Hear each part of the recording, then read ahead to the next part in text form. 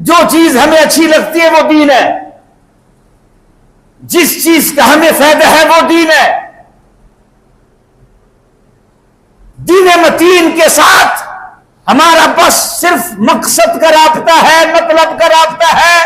جو دین ہمارے مطلب کا ہے وہ دین قبول ہے، جس دین میں میٹھا ہو وہ قبول ہے، جس دین میں دیکھ کے کھانے پکاتے ہو وہ دین قبول ہے، جس دین کے لیے ہجرت کرنا پڑ جائے وہ دین قبول نہیں ہے۔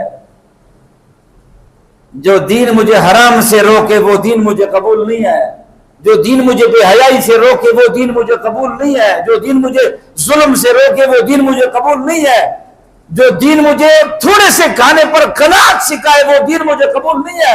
بہت بھوک تو مجھے قبول ہی نہیں ہے، او اللہ خیر ہی کرے کہیں شوگر لو نہ ہو جائے۔